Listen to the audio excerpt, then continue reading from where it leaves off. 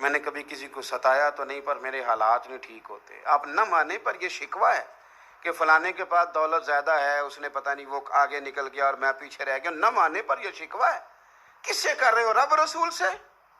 او ہس بولے تے او دی مہربانی، اساں تے لاڈ ہی لڑاونے نے. کس سے شکوہ کر رہے ہو؟ خدا کے بندو، غلام غلامی کرتے ہیں، شکوے کرتے ہیں کوئی. حضرت ام سلمہ رضی اللہ تعالیٰ عنہ، شوہر کا نام ہے ابو سلمہ، بیٹے کا نام ہے سلمہ.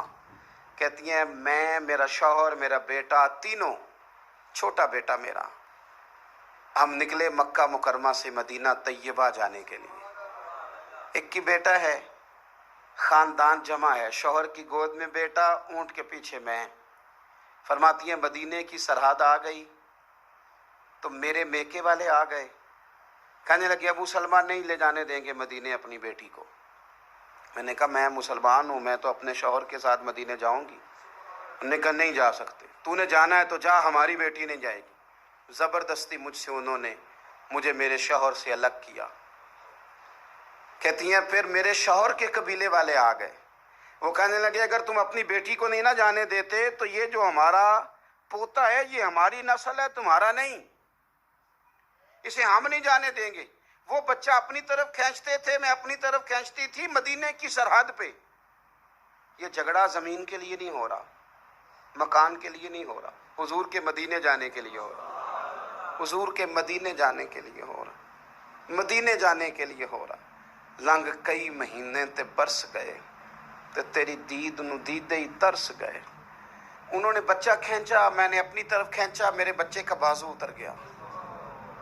فرماتی ہیں میرے شوہر مدینے چلے گئے، بیٹا میرا میرے سسرال والے لے گئے، مجھے میکے والے لے گئے.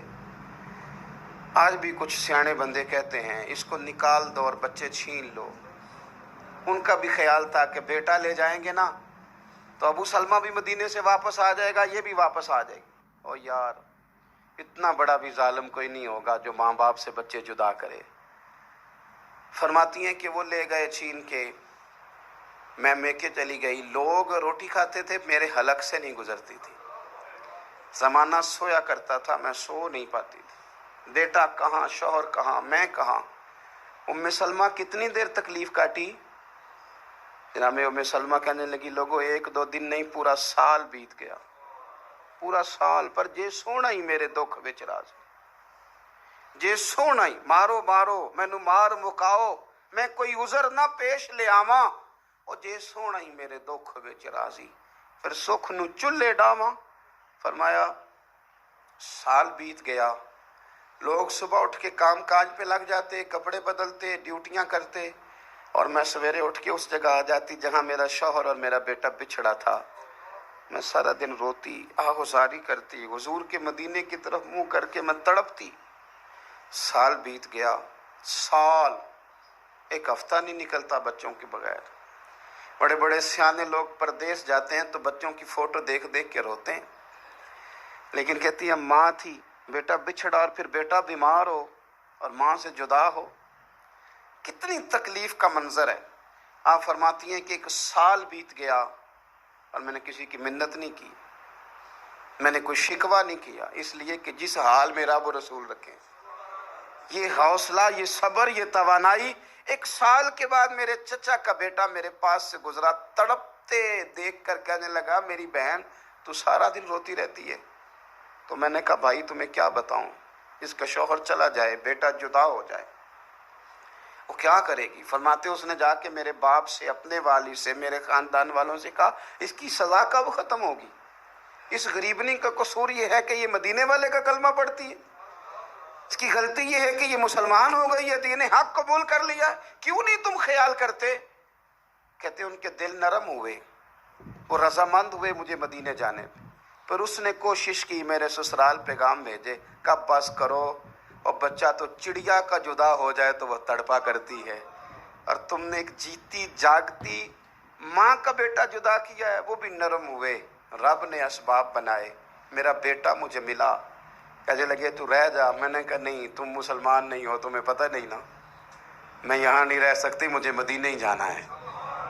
اکیلی اتنا سفر، جنگلوں کا رستہ، پہاڑی رستہ طے کر لو گی میں نے کہا میں کر لوں گی. جنوں ویکھ کے ٹھر دیاں اکھیاں نے تے جنوں ویکھ کے ٹھر دا سینہ ہے. ربا تیری ساری خدائی چ ایک ہی تے شہر مدینہ ہے. کہتی میں اونٹ پہ بیٹھی، بیٹا میں نے گود میں بٹھا لیا، میں سفر کرنے لگی، پر دل میں کھٹکا تھا کہ اتنا لمبا سفر، بیٹا چھوٹا ہے، کیسے کروں گی. کہتے مجھے عثمان بن طلحہ مل گئے. کہنے لگے کہاں جا رہی ہو بہن؟ میں نے کہا مدینے. کہنے لگے اکیلے جاؤ گی؟ میں نے کہا جانا تو ہے نا، کوئی ساتھ چلے نہ چلے پر شہر رسول تو جانا ہے نا. آپ فرماتی ہیں میں نے عثمان بن طلحہ سے نیک بندہ کوئی نہیں دیکھا، میرے اونٹ کی لگام تھام لی. جب مجھے اونٹ پہ بٹھاتے تھے نا، اونٹ بٹھا کے چلے جاتے تھے، میں بیٹھ جاتی تھی تو آ کے لگام تھامتے تھے. جب کہیں مجھے اتارتے تھے تو اونٹ بٹھا کے چلے جاتے تھے، میں اتر جاتی تھی تو اونٹ کو باندھتے تھے. سونا ہوتا تھا تو اونٹ بٹھا دیتے، میں اتر جاتی، وہ دور جا کے لیٹ جاتے. فرماتی تھی پھر میرے لیے میرے رب نے اسباب پیدا کیے اور میں مدینہ پہنچی. میں شوہر سے ملی اور لوگوں میرے نصیب دیکھو، میں رہنے کہاں لگی؟ حضور کے مدینے میں، شہر رسول میں، شہر رہ پائے نظر ہوش میں آ. یہ کوہ نبی ہے. میں حضور کے حرم کی زمین اور قدم رکھ کے چلنا. ارے سر کا موقع ہے او جانے والے، مدینے کے خطے خدا تجھ کو رکھے، غریبوں فقیروں کے ٹھہرانے والے. کہتی ہے میں وہاں بسنے لگی. آپ فرماتی ہیں مسلمانوں شاید مجھ سے زیادہ تکلیف کسی نے نہ سہی ہو، پر دیکھو 1 سال پورا میں تکلیف میں رہی، اور جب میرا صبر سال کو پہنچا، صبر کی عمر 1 سال ہوئی، تو پھر رب نے بندوبست کیا. پھر میرے گھر والے بھی نرم ہو گئے، سسرال والے بھی نرم ہو گئے. رب نے میرے آنے جانے کے لیے ایک بندے کا بندوبست بھی فرما دیا. پھر میرا شوہر تک بھی میں پہنچ گئی، مجھے مدینہ الرسول بھی نصیب ہوا. 1 سال میں نے صبر کیا تھا، رب نے مجھے مستقل مدینے کا ٹھکانہ عطا فرما دیا. لیکن جو بندہ صبر ہی نہ کر پائے، جو صبر ہی نہ، جو کہ جی بڑی دور سے آیا ہوں، بڑی دیر ہو گئی، بڑا ٹائم ہو گیا، کب جا کے مسئلہ حل ہوگا، وہ جو آپ نے بتایا تھا وہ تعویذ کب اثر کرے گا، وہ دعا کب قبول ہوگی، وہ فلانا معاملہ کب. بھئی یہ ڈیٹ تو آپ کو رب رسول ہی دے سکتے ہیں. بندہ تو کوئی اطلاع ہی دے گا، پیغام ہی دے گا، دعا ہی کرے گا. اگر زندگی میں حوصلہ ہی نہیں ہوگا، اگر آپ کو یہ قرار ہی نہیں آئے گا، ٹھہرنا ہی نہیں آئے گا کسی میدان میں. دیکھیں کچھ ایسی اذیتیں ہوتی ہیں جو اذیت ناک ہوتی ہیں، لیکن اگر غلامی میں آ جائے نا آپ تو وہ اذیت ناک نہیں ہوتی. اس چبن میں مزہ آنے لگتا ہے. کئی درد بھی مزیدار ہوتے ہیں، کئی درد بھی، کبھی زخم ٹھیک ہونے پہ آ جائے نا تو اسے چھیڑو تو مزہ آتا ہے، اس لیے کہ کچھ درد بھی مزیدار ہوتے ہیں. آتش سے کسی نے کہا تو روتا بڑا ہے، اس نے کہا محبوب کی یاد میں تڑپتا ہوں، ابھی تو ایک دل ہے. میرے تو خواہش تھی کبھی 2 ہوتے نا تو صحیح کر کے تڑپتا. رب نے دل ایک بنایا، کہتا وہ مزہ دیا ہے تڑپ نے کہ میری آرزو ہے یا رب میرے دونوں پہلوؤں میں دلے بے قرار ہوتا. درد میں بھی مزہ ہے، پر شرط یہ ہے کہ لوگ درد میں بھی جینا سیکھیں. ہم نہ آرام میں جینا چاہتے ہیں، پنکھے کے نیچے جینا چاہتے ہیں. کاش کہ ہمیں صحرا میں بھی نیند کا مزہ لینے کا طریقہ آئے، پھر زندگی کے سارے راستے آسان ہیں، پھر اقرا بھی مشکل نہیں. لیکن چونکہ حوصلہ نہیں، صبر نہیں، وہ والا قرار نہیں جو ایک مسلمان سے رب رسول کا مطالبہ ہے. حدیبیہ کے موقع پہ نا نبی پاک صلی اللہ علیہ وسلم نے جو شرطیں کافروں کے ساتھ طے کی تھی نا، حضور نے نور بصیرت سے کی تھی نا، تو انہی شرطوں نے پھر فتح کے باب کھول دیے. ان فتحنا لک فتحا مبینا. ایک شرط یہ تھی کہ اگر کوئی مسلمان مدینے سے مکے آئے گا تو مکے والے واپس نہیں کریں گے، رکھ لیں گے. پھر غور کریں، کوئی مسلمان اگر مدینے سے مکے آئے گا تو مکے والے واپس نہیں کریں گے. اور اگر کوئی بندہ مسلمان اپنے آقا کی مرضی کے بغیر مسلمان ہو جائے اور وہاں سے وہ مدینے آئے گا تو حضور پناہ نہیں دیں گے. تو میرے بھائی محبوب کی طرف سے آنے والا نہ صرف سوکھ ہی نہیں قبول کرنا چاہیے، دکھ بھی قبول کرنا چاہیے، دکھ بھی قبول کرنا چاہیے. ہمارا یہ مسئلہ ہے کہ ہم نہ میٹھی میٹھی کے قائل ہیں، کڑوی کڑوی کے قائل نہیں. اگر وہ کبھی دکھ دے نا تو محبوب کا دکھ بھی سکھ سمجھ کے قبول کرو. ہاں اس کی طرف سے کانٹا ہے کبھی تو اسے پھول سمجھ کے قبول کرو. وہ چبھے گا نہیں، انشاءاللہ مزہ ہی دے گا. وہ قبول تو کرو نا. تو اب حضرت ابو بصیر رضی اللہ تعالیٰ عنہ ایک صحابی تھے، ایک تو حضرت ابو جندل رضی اللہ تعالیٰ عنہ تھے نا، تو وہ تو حدیبیہ میں آ گئے، حضور مجھے لے جائیں، تو نبی پاک نے فرمایا میں نے وعدہ کر لیا ہے، ان کو بھی حضور نے واپس بھیج دیا۔ اور یہ بیچارے نا اپنے آقا کی جیل توڑ کے مکے سے بھاگ کے مدینے آئے، یا رسول اللہ مجھے قبول کر لے، میں بھاگ آیا ہوں، وہ بڑا ظلم کرتے ہیں، مارتے ہیں، تکلیف دیتے ہیں۔ وہ آئے تو ادھر سے نا اس کے مالک نے ایک دو بندے بھی بھیج دیے رکا دے کے کہ یا رسول اللہ آپ کا تو وعدہ تھا کہ آپ بندہ رکھیں گے نہیں۔ یہ آئے اور رکا بھی آ گیا۔ اب ذرا منظر کو سمجھے، ہمارا تو یہ مسئلہ ہے کہ کہتے ہیں کہ میری 99 باتیں مانی ہیں، ایک نہیں مانی، لہذا میرا تعلق ہی کوئی نہیں۔ لیکن یہاں کیا کیفیت ہے، بندہ رو رہا ہے، تڑپ رہا ہے، حضور میں مار سے بچتا ہوا آیا ہوں، جیل توڑ کے آیا ہوں، مجھے قبول کر لیں۔ ادھر رکا آ گیا کہ آپ کا وعدہ تھا رکھیں گے نہیں۔ اب یہ کتنا مشکل مسئلہ ہے، لیکن رسول پاک علیہ السلام نے فرمایا ابو بصیر میں نے وعدہ کیا یار تجھے واپس جانا پڑے گا۔ ہوئے ہوئے ہوئے، لوگ تو کہتے ہیں نا کہ وہ پیر صاحب نے کہا تھا تو میرا کام نہیں ہوا، لہذا میری بیعت ہی گئی، چھٹی ہو گئی، ماحول ہی بڑا عجیب ہے۔ حضور نے فرمایا واپس جا، لیکن جے کر یار دے نام دا ملے مینا، پھر انہوں چولی پا لئیے مینے نو پنجے سٹیے نہ، جے کر یار دے نام دا، سامنے والے نے تانا سمجھ کے دیا تھا پر یار کے نام کا تھا نا، اس نے کہا لا صحیح سونے کے نام کا ہے نا، تانا ہوا تو کیا ہوا، جے کر یار دے نام دا ملے مینا، انہوں چولی پا لئیے پنجے سٹیے نہ، تے جے کر یار دے نام دی ملے سولی، پھر جھوٹا جھوٹ لئیے تے پیچھے ہٹیے نہ، جھوٹا جھوٹ لئیے۔ اب لکھنے والے کا بھی اپنا انداز ہے نا، کہتا ہے یہ بھی میرے لیے جھولا ہی ہے، یہ بھی آرام کی جگہ ہی ہے، جھوٹا جھوٹ لئیے تے پیچھے ہٹیے نہ۔ حضرت ابو بصیر رضی اللہ تعالیٰ عنہ سے حضور نے فرمایا واپس جانا ہے، کہ سونے ٹھیک ہے، کوئی شکوہ نہیں، کوئی گلہ نہیں، یہ بھی میرے محبوب کا حکم ہی ہے۔ اور کیا بات ہے، میرے نبی وعدوں کے پکے ہیں، کیا بات ہے، حضور نے جو کہا کر کے دکھایا۔ کہتے ہیں میں واپس جا رہا تھا، ایک دو بندے ساتھ تھے، جب مدینے کی حد گزر گئی نا، حضور نے تو کہا تھا نا مدینے میں پناہ نہیں دینی، تو میں نے اس سے کہا یار تلوار بڑی سونی ہے، ذرا دکھانا۔ اس نے دکھائی تو ایک کی میں نے گردن کاٹ دی، دوسرا ویسے ہی بھاگ گیا، اور بھاگ کے حضور کے پاس آیا، جی اس نے تو مار دیا ہے۔ تو سرکار فرمانے لگے میں نے تو وعدہ پورا کیا تھا نا، تم سے نہیں سنبھالا گیا تو معاملہ تمہارا ہے۔ اب حضرت ابو بصیر رضی اللہ تعالیٰ عنہ واپس آئے، عرض کی حضور اب میرے لیے کیا حکم ہے؟ حضور نے فرمایا میاں حکم وہی ہے، مدینے میں ہم نہیں رکھ سکتے، تم مدینے میں صحابہ تھے نا، حضور کی باتوں سے خوشبو لیتے تھے، مدینے میں نہیں رکھ سکتے۔ حضرت ابو بصیر کہتے ہیں میں مدینے کی سرحد سے نکل گیا، اس جگہ چلا گیا جو نہ مکے کی ریاست میں تھا نہ مدینے کی، ایک مقام ایس تھا جہاں میٹھے پانی کے کنویں تھے، وہاں رہنے لگا۔ حضرت ابو جندل کو پتہ چلا کہ ایک نیا ٹھکانہ بن گیا، وہ بھی جیل توڑ کے آ گئے، 70 بندے آ گئے، وہاں سے قافلے گزرتے تھے کافروں کے، یہ بھی مسلمانوں کو تنگ کرتے تھے، اگر مکے سے کوئی قافلہ گزرتا تھا تو ہم نے بھی ان کو پکڑا، کافر کا مال مال غنیمت اسباب بن گیا۔ اور وہ جب قافلہ لے کے آتے تھے تو ڈرے ہوتے تھے، اور ان کو تو ستایا تھا نا، کہتے ہمیں ستایا بڑا تھا، ہم تو انقلابی بن گئے تھے، ہم تو رکھ لیتے نا، بڑی منت کرتے، بڑی جان مشکل سے چھڑاتے، 70 بندے ہو گئے، پھر 300 ہو گئے۔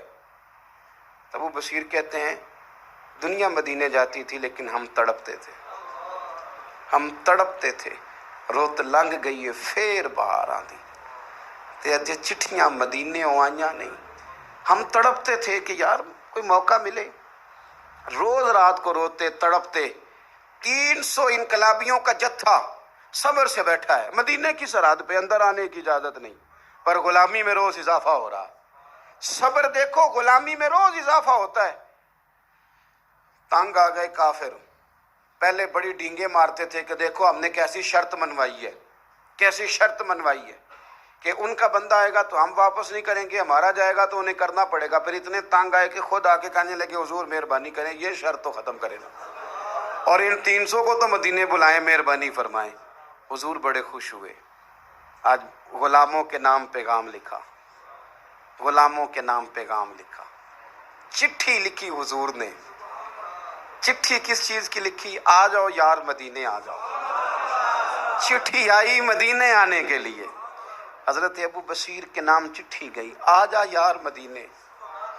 آجا تیرے نام پیغام سب لائی ہے سرکار نبی سے، اور آیا ہے بلاوا مجھے دربار نبی سے۔ پیغام آیا۔ حضرت ابو بصیر اتنے بیمار تھے کہ نزع کا عالم تھا، لیکن اس عالم میں بھی انتظار تھا۔ اس آخری ویلے اکھیاں میریاں رات تکنائے تیرا، تیرا تے سجنا کچھ بھی نہیں جانا، جے پا جاویں ایک پھیرا، تے سر میرے تے آن کھلوویں تے پھر پردہ رہ جائی میرا، سوکھا نکلے صاحب ظہوری، یہ ویخ لوے مکھ تیرا۔ حضرت ابو بصیر کو نہ وہ رکا گیا، حضور کی چٹھی گئی تو یوں چٹھی پڑی، حضور نے فرمایا آ جانا، رستہ کھل گیا ہے، تو آ جا، کھل گیا رستہ۔ دعا فرماؤ مدینے کے رستے کھل جائیں، کرو نا یار دعا مدینے کے رستے کھل جائیں۔ کچھ ایسے ہیں جنہوں نے سارے دکھ سنانے ہی مدینے جا کے ہوتے، کچھ لوگ ایسے ہیں جن کے دل اور کلیجے پھٹنے کو آ گئے، دعا کرو رستے کھل جائیں۔ حضور نے فرمایا آ جا تیرا راہ کھل گیا۔ حضرت ابو جندل کہتے ہیں میں سرانے کھڑا تھا، حضرت ابو بصیر کے خط پڑھا، مسکرائے، اشارے سے کہنے لگے کہ دیکھ میرے نبی کا خط ہے، حضور کی چٹھی میرے نام آئی ہے، پڑھنا۔ میں نے بھی پڑھی، پہلے روئے، پھر کلمہ پڑھا، پھر میرا ہاتھ تھاما، روح ہی پرواز کر گئی، ہمیشہ کے لیے، ہمیشہ کے لیے۔ وہ ظاہری جسم کے ساتھ تو مدینے نہ پہنچے، پر قبر میں گئے تو مدینے والے کی زیارت نصیب ہو، قبر میں حضور کی زیارت نصیب ہو گئی، قبر میں۔ حضرت ابو جندل کہتا ہے میں نے جنازہ پڑھا، اور اسی مقام پہ جہاں انہوں نے انتظار کیا تھا نا، وہ مقام میں انتظار ان کا مزار بنا، مزار کے ساتھ مسجد بنی، مسجد کا نام مسجد ابو بصیر رکھا گیا۔ انہوں نے اس انتظار میں جان دے دی، پر صبر کیا، شکوہ نہیں کیا۔ یارو اتنی شکایتیں، اتنی شکایتیں، اتنے شکوے، ایک بات میرا اور کرنے کو دل کر رہا ہے۔ ایک صحابی تھے حضرت عاصم بن ثابت رضی اللہ تعالیٰ عنہ، جنگ احد میں نا حضور کے ہاتھ پہ موت کی بیعت کی، جنگ احد میں بیعت کی، سونیا تیرے نام پہ مرنا، ڈٹ کے لڑے۔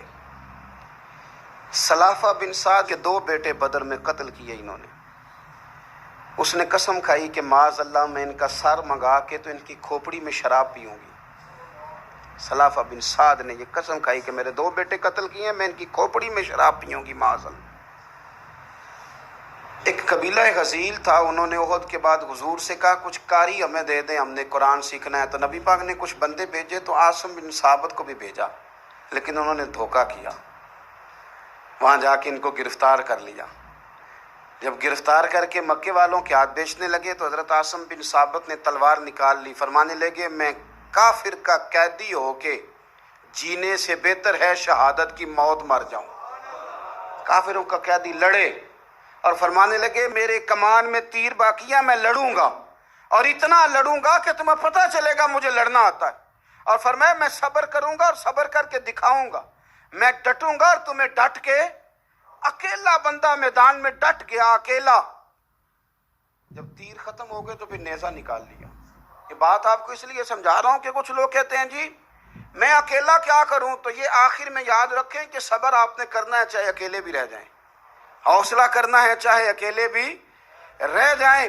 اکیلے لڑے، تیر ختم ہو گئے تو نیزہ نکال لیا، خوب لڑے۔ اب اس نے قسم کھائی تھی کہ میں نے ان کی کھوپڑی پہ معاذ اللہ کھوپڑی منگانی ہے، سر منگانا ہے، اور یہ جو لے جا رہے تھے دھوکے کے ساتھ یہ بھی بیچنے لے جا رہے تھے۔ تو جب تھک گئے نا اور چاروں جانب سے جسم میں تیر پہ وسط ہو گئے تو دعا مانگی، اکیلا بندہ اور صبر کا مقام، دعا مانگی، کہا اے اللہ میں نے آخری دم تک تیرے دین کی حفاظت کی ہے، اب تو میرے جسم کی حفاظت کرنا، ان کے ہتھے نہ چڑھ جائے میرا جسم۔ حضرت عاصم بن ثابت رضی اللہ تعالیٰ عنہ شہید ہو گئے۔ کافر قریب گئے جسم پکڑنے کے لیے، گرفتار کرنے کے لیے، سر کاٹنے کے لیے، تو شہد کی مکھیاں آ گئی، پورے جسم پہ قبضہ کر لیا۔ قریب جاتے تو مکھیاں لڑتی، کہنے لگے پیچھے ہٹ جاؤ، شام ہوگی نا توڑ جائیں گی، پھر ہم سر کاٹ لیں گے۔ شام تک چاروں جانے بیٹھے رہے، نہ کوئی ہوا آئی، نہ کوئی بادل برسا، نہ کوئی طوفان آیا۔ شام کو انہوں نے اٹھانا تھا، ایک ریلا آیا پانی کا، اور جناب عاصم بن ثابت کی لاش مبارک کو بہا کے لے گیا۔ میرے رب نے اس میدان میں بھی یہ بتلایا کہ جو صبر کرے نا رب اس کے جسم کی بھی حفاظت فرمایا کرتا کہ جسموں تک کی آخری دم تک اللہ کی مدد ان کے سامنے حال رہتے. ربنا افرغ علینا صبرا وثبت اقدامنا فانصرنا علی القوم الکافرین.